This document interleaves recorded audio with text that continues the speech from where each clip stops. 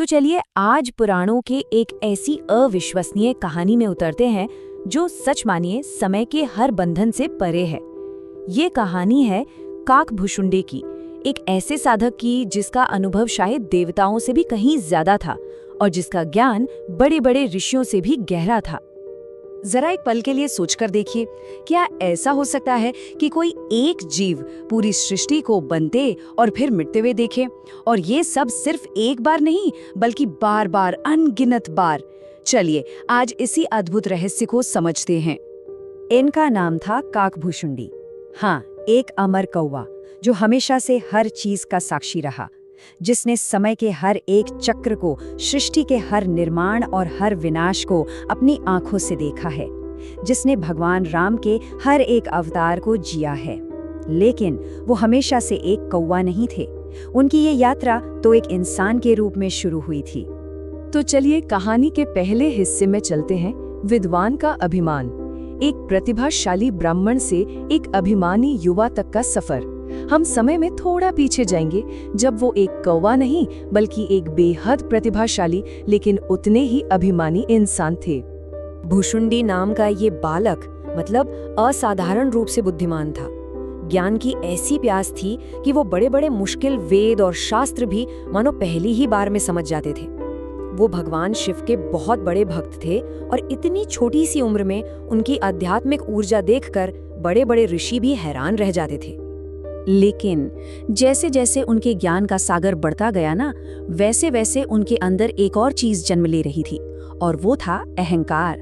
उन्हें लगने लगा कि वो तो सब कुछ जानते हैं, अब उन्हें किसी गुरु के मार्गदर्शन की क्या जरूरत है। ज्ञान और विनम्रता के बीच का यही संघर्ष उनके पतन की वजह बन रहा था। उनके गुरु ने इस खतरे को बहुत पहले ही पहचान लिया था। उन्होंने भुशुंडी को समझाया भी, चेतावनी दी कि देखो, अभिमान एक साधक का सबसे बड़ा दुश्मन होता है। पर अपने अहंकार में डूबे भुशुंडी ने उनकी बात को पूरी तरह अनसुना कर दिया। और अब आता है कहानी का दूसरा हिस्सा, वो भाग्यशाली क्षण। अपमान के एक कृत्य ने भाग्य तय कर दिया, और फिर वो क्षण आ ही गया जिसने भुशुंडी की नियति को हमेशा हमेशा के लिए बदल दिया। एक ऐसा पल जब उनके अहंकार की टक्कर सीधे महादेव भगवान शिव से हुई। हुआ ये कि एक दिव्य सभा लगी थी जहां खुद भगवान शिव राम कथा सुना रहे थे। सारे देवता और ऋषि मुनि बिल्कुल मंत्रमुग्ध थे, लेकिन भुशुंडी अपने ज्ञान के घमंड में चूर अधीर हो रहे थे। वो बीच में ही खड़े हो गए और बोले, हे नाथ, ये सब तो मैं पहले से ही जानता हूँ। एक पल को तो पूरी सभा में सन्नाटा छा गया। उनके इस अपमान से शिव का शांत स्वभाव एकदम से क्रोध में बदल गया और उन्होंने भुशुंडी को उनके अहंकार का दंड देने का फैसला किया। अब आता है तीसरा और सबसे दिलचस्प मोड़, श्राप या वरदान। एक दिव्य आदेश का विरोधाभास। यहीं पर हम देखते हैं कि कैसे एक विनाशकारी लगने वाला श्राप असल में एक असाधारण अवसर में बदल गया। शिव ने क्रोध में श्राप दिया, तुम्हारे इस अहंकार के कारण तुम एक तुच्छ कौवे के रूप में जन्म लोगे।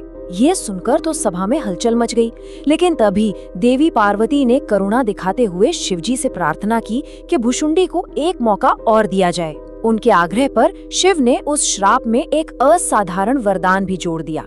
ठीक है, तुम अमर रहोगे और हर युग में राम के जीवन के साक्षी बनोगे।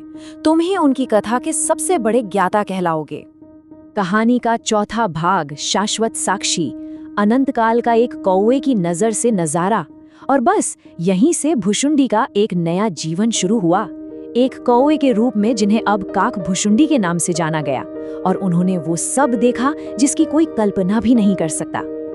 उन्होंने अपनी आंखों से इस सृष्टि को बनते हुए देखा। जब चारों तरफ सिर्फ अंधकार और शून्य था, तब उस शून्य से पहला प्रकाश कैसे निकला और जीवन का पहला अंकुर कैसे फूटा। काकभुशुंडी वहां थे, ये सब देख रहे थे, और उन्होंने विनाश भी देखा। उन्होंने महाप्रलय की वो भयानक लहरें देखी, जब पूरी दुनिया उसमें समा रही थी, जब पहाड़ मोम की तरह पिघल रहे थे और समंदर उबल रहे थे। और ये सब एक बार नहीं, उन्होंने अनगिनत बार देखा। हर प्रलय के बाद उन्होंने उसी राख से एक नए युग को जन्म लेते देखा। हर बार संसार बनता, मिटता और फिर एक नया रूप ले लेता। और इस अनंत चक्र के वो एकमात्र स्थायी साक्षी थे। इतने युगों को देखने के बाद, अनगिनत बदलावों का साक्षी बनने के बाद काकभुशुंडी एक बहुत गहरे सत्य तक पहुंचे।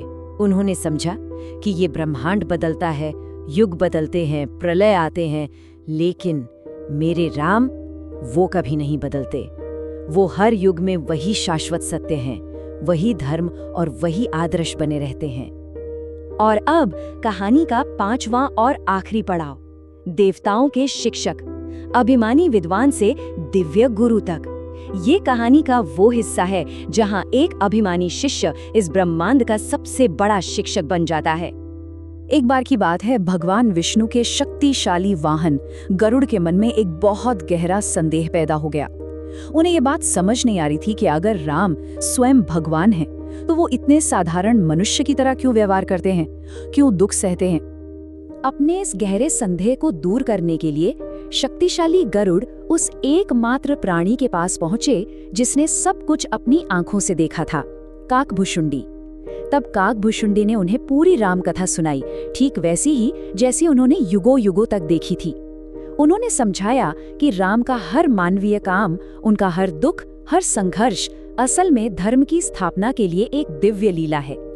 उन्होंने बताया कि राम के सत्य को सिर्फ आंखों से नहीं समझा जा सकता, उसे भक्ति और हृदय से अनुभव करना पड़ता है। और इस तरह देखिए, वो अभिमानी ब्राह्मण जिसने अपने गुरु का अपमान किया था, वही काकभुशुंडी बना जिसने गरुड़ जैसे दिव्य प्राणी के संदेह को दूर किया और जो देवताओं का गुरु कहलाया। यही उनके जीवन की सबसे बड़ी विडंबना और उनका मोक्ष था। काकभुशुंडी की कहानी हम सबको एक बहुत ही गहरा सवाल सोचने पर मजबूर करती है। क्या जीवन का सबसे बड़ा अभिशाप ही कभी-कभी सबसे बड़े वरदान का रास्ता खोल देता है? ज्ञान और विनम्रता के इस संतुलन पर विचार जरूर कीजिएगा।